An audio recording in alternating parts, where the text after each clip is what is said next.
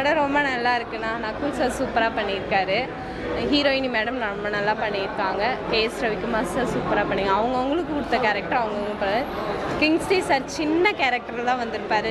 அவர் வந்தாவே ஸ்க்ரீனில் வந்தாவே பயங்கர காமெடி. எப்பவுமே அவரோட அந்த சென்ஸ் இங்கே இந்த படத்துலேயும் ஒர்க் ஆகிருக்கு.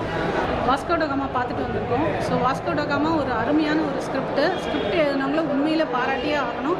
ஏன்னா பிகாஸ் இது ஒரு நியூ ட்ரை.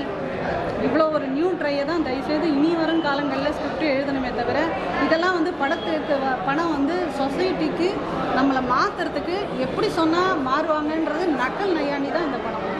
ஸோ ஸ்கிரிப்ட் நல்லா எழுதியிருக்காங்க. பட் எடுத்த விதம் மட்டும் கொஞ்சம் விறுவிறுப்புலாம் கம்மியாக இருக்குதுன்னு நான் ஃபீல் பண்ணுறேன். செகண்ட் ஹாஃப்லாம் கொஞ்சம் லேக் ஆகுது.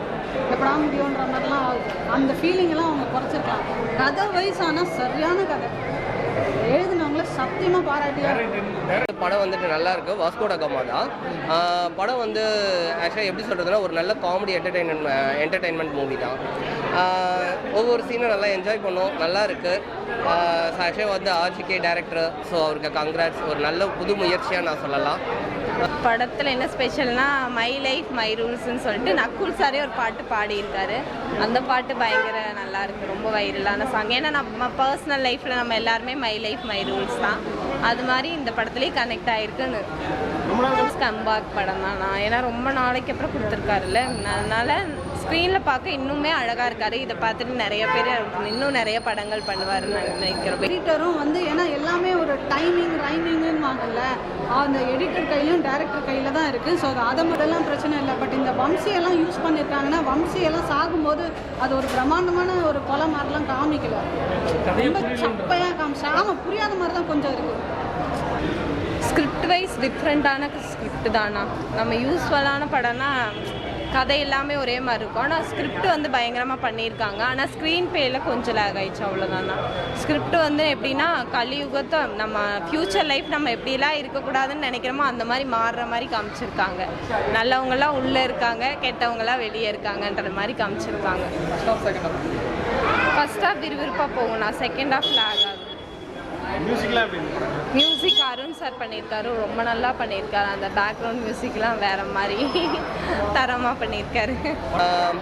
என்ன சொல்கிறது, எல்லா ஆர்டிஸ்டோட ரோல்ஸும் கரெக்டாக அவங்களோட ரோலை நல்லா கரெக்டாக பண்ணியிருக்காங்க. நல்லா இது பண்ணியிருக்கலாம். படம் கண்டிப்பாக என்டர்டெயின்மெண்ட்டாக இருக்குது. நல்லா இருக்குது படம். கண்டிப்பாக பார்க்கலாம். எல்லாம் ஃபேமிலியோடு பார்க்கலாம்.